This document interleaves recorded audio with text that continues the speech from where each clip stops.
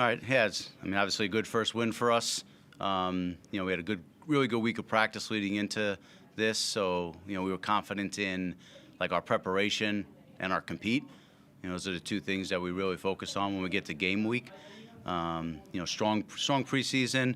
We were able to come into round one fully healthy, which is a real important factor for what we're trying to do day to day. And just great effort by the guys and great preparation by the staff. Just shout out to Craig Vanderjack for his scout on this game, and just great effort by the boys. Just couldn't be happier with getting a road win on the first test here. Coach, it was pretty tight first half. You were able to get some separation in the third quarter. What do you think sort of helped you get that advantage that you eventually got it? Yeah, going for 16 from the foul line in the second half, that's big time. I thought Tyrell's presence in the paint on both ends of the floor, really leveled us up. And Sam McDaniel just out there, just making Parker work. He's so good. Just trying to make it as hard as possible for him, seeing as much physicality. We stuck to our game plan. We didn't overreact to anything, and just concentrated on closing the game strong. Tyrell had 24 on 8 of 11 shooting and 8 of 8 from the line. Is that the sort of performance you want to see from him all year? Is that what he's capable of? Yeah, I'll take it every game. That's, I tell him all the time, you're the baddest guy on the block. And that's got to be his mindset and his mentality. I think that's just the next evolution of where he is in his career, is just having that self-confidence and belief that if he just plays his game, it's hard to stop him. It's a big body. Yeah, just that block at the end, cleaning that one off. They were making a bit of a run. Those are like back-breaking plays right there, and just his timing is so good, so good. Casey Pratt, 34, at the time of his career when some people might be a little bit on the downward slide, he seems to still have it. What did you like from his performance tonight? Yeah, it's just efficiency, right? He's 27 points, 11 for 21 from the field, 4 from 8 for 3. He's just a natural scorer now. His game has changed so much, over the years, and to put himself in this position. I was joking with him, just now that he almost played his age in minutes, which, anytime anybody in this league's playing over 30 minutes a game with the level of intensity and the pace and the physicality that the NBL has, that right there stands out to me. So couldn't be happier for him. He's a leader on our group, and we have 6 guys in double figures tonight. Alex Dukas comes in, gives us a plus 23 in 19 minutes, with really only a full week's worth of practice. So, look, credit to New Zealand. They play hard, they're talented, well coached. We knew this was going to be, a tough one coming in here. So, to get this one, just get that first one. Another thing that we really focus on is winning the quarters, right? It's winning the game, but we won every quarter tonight. So, if you break it down that way, and I thought we made a couple of adjustments at halftime, and to come out and go 28-22 in the third, we'll take it. Injury to Mitch looks pretty serious. What do you know? Not a lot yet. My heart goes out to him because he's just an absolute warrior. So we'll assess that, tonight, tomorrow, get back to Brisbane, see where we're at. But if there's anybody that's going to fight through and figure it out, it's going to be Nordo. Okay, we've got any other questions in the room? Yep.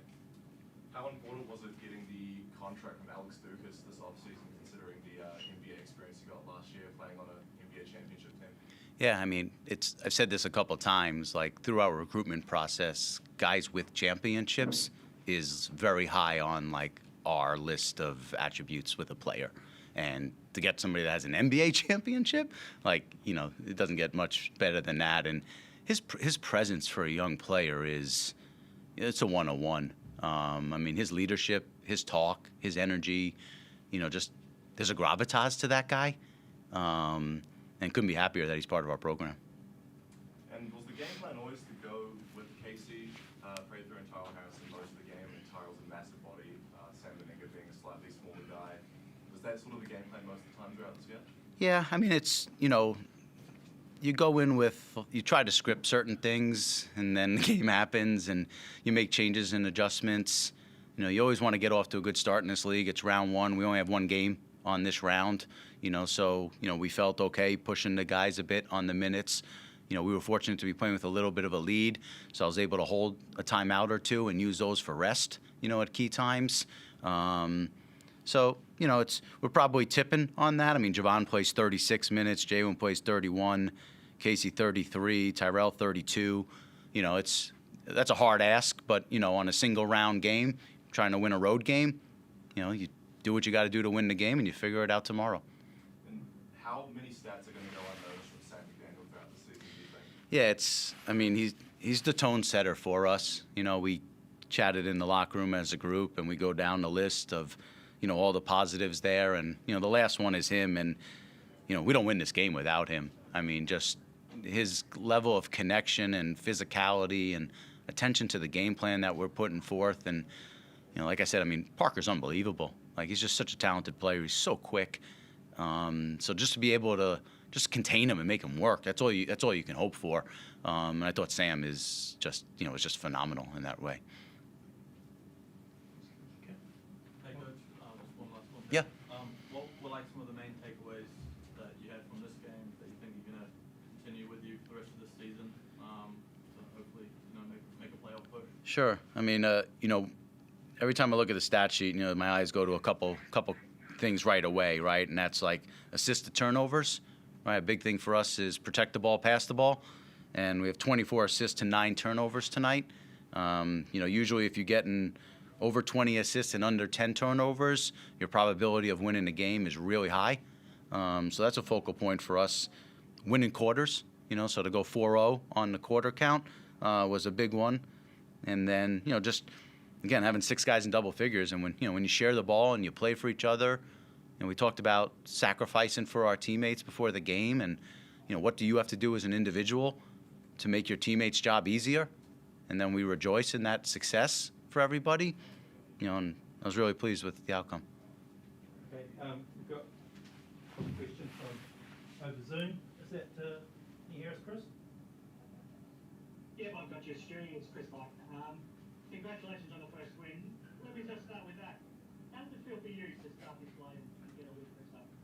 Yeah, I mean, look, it obviously feels great, but you don't get wins without great players, and you don't get wins without a great staff. So yes, it's number one on the books for me. Hopefully, there's many more to come, but you know, I'm fortunate to be sitting here because of the guys that we have in this locker room and in this organization. You touched on Tyrell already, but what he does is that he allows you to be competitive on the glass when you're, I guess, relatively small, but then you get the great advantage of almost being able to play with 4 guards out there, with Casey and Javon and Dukas and Sam and Nordo, whoever you go with. And if Tyrell's able to stay on the court and play for those 30-plus minutes, it allows you to play that style. It does, and you know, rebounding's effort. There's some skill there, but it's a mindset and a mentality. And you know, Javon has 6 rebounds, Smack has 5. I mean, those guys play big, so I'm not so concerned with like our size. I think it's, you know, what you have in your heart, your desire to, you know, clean the glass, and they know if we get stops, they get to play offense. Like I'm not out there trying to call every single play and walk the ball up the floor. We want to play with a certain kind of pace and ferocity, and you can't do that if you're taking the ball out of bounds all the time. So, you know, we certainly put a high emphasis on rebounding.